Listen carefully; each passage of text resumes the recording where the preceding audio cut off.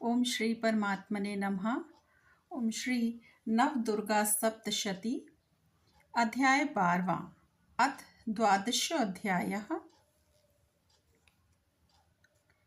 देवी चरित्रों के पाठ का महात्म्य। ध्यान। मैं 3 नेत्रों वाली दुर्गा देवी का ध्यान करता हूँ। उनके श्रीअंगों की प्रभा बिजली के समान है। वे सिंह के कंधे पर बैठी हुई भयंकर प्रतीत होती हैं। हाथों में तलवार और ढाल लिए अनेक कन्याएं उनकी सेवा में खड़ी हैं। वे अपने हाथों में चक्र, गदा, तलवार, ढाल, बाण, धनुष, पाश और तर्जनी मुद्रा धारण किए हुए हैं। उनका स्वरूप अग्निमय है तथा वे माथे पर चंद्रमा का मुकुट धारण करती हैं। देवी बोली, देवताओं, जो एकाग्रचित होकर प्रतिदिन इन स्तुतियों से मेरा स्तवन करेगा, उसकी सारी बाधा मैं निश्चय ही दूर कर दूंगी। जो मधुकैटभ का नाश, महिषासुर का वध तथा शुंभ निशुंभ के संहार के प्रसंग का पाठ करेंगे तथा अष्टमी, चतुर्दशी और नवमी को भी जो एकाग्रचित हो भक्ति पूर्वक मेरे उत्तम महात्म का श्रवण करेंगे, उन्हें कोई पाप नहीं छू सकेगा। उन पर पाप जनित आपत्तियां भी नहीं आएंगी। उनके घर में कभी दरिद्रता नहीं होगी तथा उनको कभी प्रेमी जनों के विछोह का कष्ट भी नहीं भोगना पड़ेगा।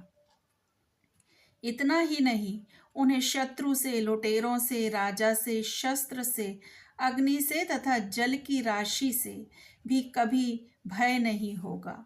इसलिए सबको एकाग्रचित्त होकर भक्ति पूर्वक मेरे इस महात्म को सदा पढ़ना और सुनना चाहिए। यह परम कल्याणकारक है। मेरा महात्म महामारी जनित समस्त उपद्रवों तथा आध्यात्मिक आदि तीनों प्रकार के उत्पातों को शांत करने वाला है। मेरे जिस मंदिर में प्रतिदिन विधि पूर्वक मेरे इस महात्म का पाठ किया जाता है, उस स्थान को मैं कभी नहीं छोड़ती। वहाँ सदा ही मेरा सन्निधान बना रहता है। बलिदान, पूजा, होम तथा महोत्सव के अवसरों पर मेरे इस चरित्र का पूरा पूरा पाठ और श्रवण करना चाहिए। ऐसा करने पर मनुष्य विधि को जानकर या बिना जाने भी मेरे लिए जो बलि, पूजा या होम आदि करेगा, उसे मैं बड़ी प्रसन्नता के साथ ग्रहण करूंगी। शरत काल में जो वार्षिक महापूजा की जाती है, उस अवसर पर जो मेरे इस महात्म को भक्ति पूर्वक सुनेगा, वह मनुष्य मेरे प्रसाद से सब बाधाओं से मुक्त तथा धन, धान्य एवं पुत्र से संपन्न होगा। इसमें तनिक भी संदेह नहीं है। मेरे इस महात्म मेरे प्रादुर्भाव की सुंदर कथाएं तथा युद्ध में किए हुए मेरे पराक्रम सुनने से मनुष्य निर्भय हो जाता है। मेरे महात्म का श्रवण करने वाले पुरुषों के शत्रु नष्ट हो जाते हैं। उन्हें कल्याण की प्राप्ति होती है तथा उनका कुल आनंदित रहता है। सर्वत्र शांति, कर्म में बुरे स्वप्न दिखाई देने पर तथा ग्रह जनित भयंकर पीड़ा उपस्थित होने पर मेरा महात्म श्रवण करना चाहिए। इससे सब विघ्न तथा भयंकर ग्रह पीड़ाएं शांत हो जाती हैं और मनुष्यों द्वारा देखा हुआ दुःस्वप्न शुभ स्वप्न में परिवर्तित हो जाता है। बाल ग्रहों से आक्रांत हुए बालकों के लिए यह महात्म शांतिकारक है तथा मनुष्यों के संगठन में फूट होने पर यह अच्छी प्रकार मित्रता कराने वाला होता है।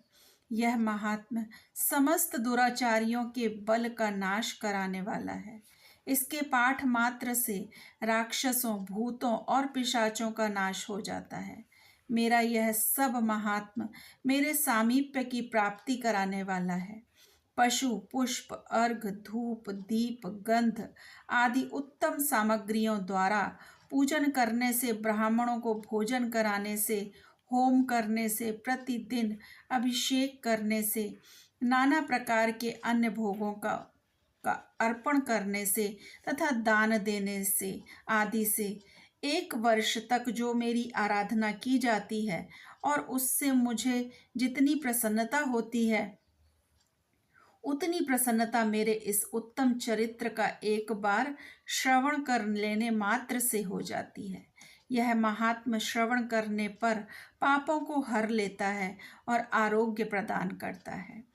मेरे प्रादुर्भाव का कीर्तन समस्त भूतों से रक्षा करता है तथा मेरा युद्ध विषयक चरित्र दुष्ट दैत्यों का संहार करने वाला है।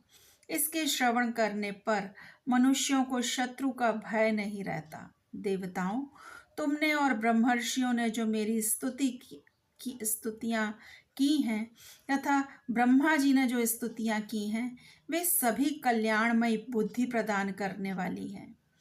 वन में, सूने मार्ग में अथवा दावानल से घिर जाने पर, निर्जन स्थान में, लुटेरों के दाव में पड़ जाने पर या शत्रुओं से पकड़े जाने पर अथवा जंगल में सिंह, व्याघ्र या जंगली हाथियों के पीछा करने पर, कुपित राजा के आदेश से वध या बंधन के स्थान में ले जाए जाने पर अथवा महासागर में नाव पर बैठने के बाद भारी तूफान से नाव के डगमग होने पर और अत्यंत भयंकर युद्ध में शस्त्रों का प्रहार होने पर अथवा वेदना से पीड़ित होने पर कि बहुना सभी भयानक बाधाओं के उपस्थित होने पर जो मेरे इस चरित्र का स्मरण करता है वह मनुष्य संकट से मुक्त हो जाता है। मेरे प्रभाव से सिंह आदि हिंसक जंतु नष्ट हो जाते हैं तथा लुटेरे और शत्रु भी मेरे चरित्र का स्मरण करने वाले पुरुष से दूर भागते हैं। ऋषि कहते हैं, यूं कहकर प्रचंड पराक्रम वाली भगवती चंडिका सब देवताओं के देखते देखते वहीं अंतर ध्यान हो गईं। फिर समस्त देवता भी शत्रुओं के मारे जाने से निर्भय हो पहले की ही भांति यज्ञ भाग का उपभोग करते हुए अपने अपने अधिकार का पालन करने लगे। संसार का विध्वंस करने वाले महाभयंकर अतुल पराक्रमी देव शत्रु शंभु तथा महाबली निशुंभ के युद्ध में देवी द्वारा मारे जाने पर शेष दैत्य पाताल लोक में चले आए। राजन, इस प्रकार भगवती अंबिका देवी नित्य होती हुई भी पुनः पुनः प्रकट होकर जगत की रक्षा करती हैं। वे ही इस विश्व को मोहित करती हैं, वे ही संसार जगत को जन्म देती हैं तथा वे ही प्रार्थना करने पर संतुष्ट हो विज्ञान एवं समृद्धि प्रदान करती हैं। राजन, महाप्रलय के समय महामारी का स्वरूप धारण करने वाली वे महाकाली ही इस समस्त ब्रह्मांड में व्याप्त हैं।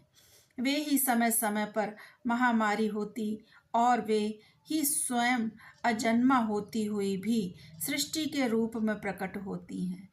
वे सनातनी देवी ही समयानुसार संपूर्ण भूतों की रक्षा करती हैं।